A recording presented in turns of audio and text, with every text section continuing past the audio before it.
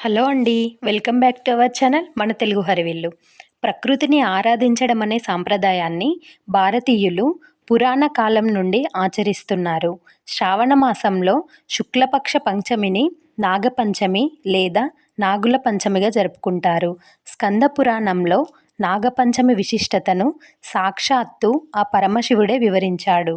ఆదిశేషుని సేవకు సంతోషించిన శ్రీ మహావిష్ణువు వరం కోరుకోమని అనగా అందుకు ఆదిశేషుడు తాము ఉద్భవించిన పంచమి రోజు నాడు సృష్టిలోని మానవాళి అంతా సర్పపూజలు చేయాలని అడుగుతాడు. ఆదిశేషుని కోరికను మన్నించిన శ్రీహరి శ్రావణ శుద్ధ పంచమి రోజున సర్పపూజలు చేస్తారని అనుగ్రహించాడు. నాగుల పంచమి రోజున నాగులను పూజించి గోధుమలతో చేసిన పాయసాన్ని నైవేద్యంగా సమర్పించాలి. ఆ రోజున పగలంతా ఉపవాసం ఉండి రాత్రికి ఆహారం తీసుకుంటారు. నాగపంచమి రోజున నాగులను పూజించిన వారికి విషబాధలు ఉండవంటారు. ఈ రోజున సంతానం లేని దంపతులు నాగపూజ చేస్తే సంతానం కలిగి వంశాభివృద్ధి కలుగుతుంది. అంతేకాదు ఈ రోజున నాగులను పూజించిన వారికి కాలసర్ప దోషాలు తొలగిపోతాయి. నాగపంచమిని బ్రహ్మదేవుడు ఆదిశేషుణ్ణి అనుగ్రహించిన రోజుగా పరిగణిస్తారు.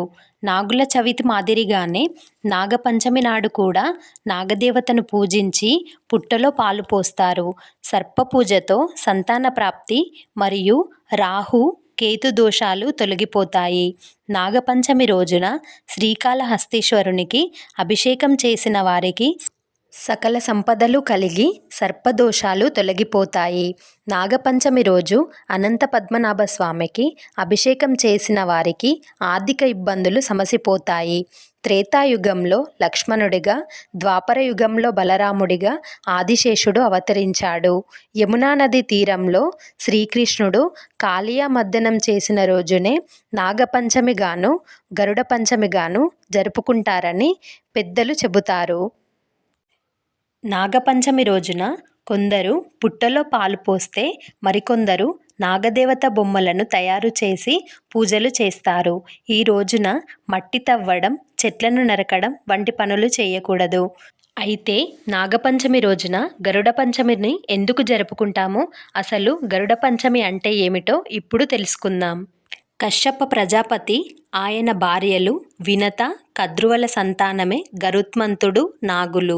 శ్రావణ పంచమి రోజే వినతకు గరుత్మంతుడు, కద్రువలకు నాగులు జన్మించారు. కాబట్టి నాగపంచమి, గరుడ పంచమి పేర్లతో పిలుస్తారు.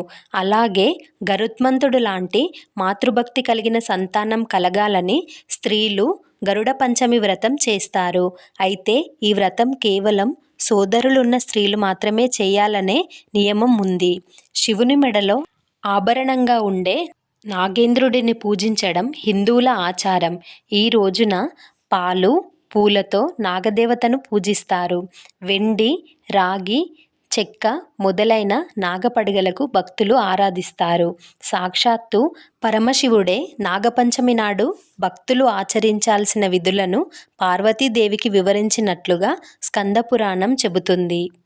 గరుత్మంతుడు ఆయన తల్లి అయిన వినత దాస్య విముక్తి కోసం ఆయన కనబర్చిన ధైర్య సాహసాల రీత్యా ఈ పర్వదినానికి ఆయనకు కూడా ప్రాముఖ్యత ఏర్పడింది. కావున శ్రావణ మాసంలో వచ్చే శుక్ల పంచమిని నాగపంచమిగాను మరియు గరుడ పంచమిగాను పిలుస్తారు. కాలసర్ప దోషం ఉన్నవారికి అనేక కష్టాలు ఎదురవుతాయి. శారీరక అనారోగ్యం కలుగుతుంది. వృత్తి ఉద్యోగాల్లో ఇబ్బందులు ఎదురవుతాయి. సవ్యంగా జరగాల్సిన పనులు కూడా ఆగిపోతాయి. ఊహించని అవరోధాలు వస్తూ ఉంటాయి. అలాంటప్పుడు నాగపంచమి నాడు పుట్టలో పాలు పోస్తే సర్పదోషాలు నివారణ జరిగి కుటుంబం సుఖ సంతోషాలతో ఉంటుంది. అంతేనండి. వీలైన వారు నాగపంచమి రోజున పుట్టలో పాలు పోసి దోషాలను నివారించుకోండి. మీకు గనక ఈ వీడియో నచ్చినట్లయితే లైక్ చేయండి, షేర్ చేయండి, కామెంట్ చేయండి. వెంటనే మన ఛానల్ని సబ్స్క్రైబ్ చేసుకోండి.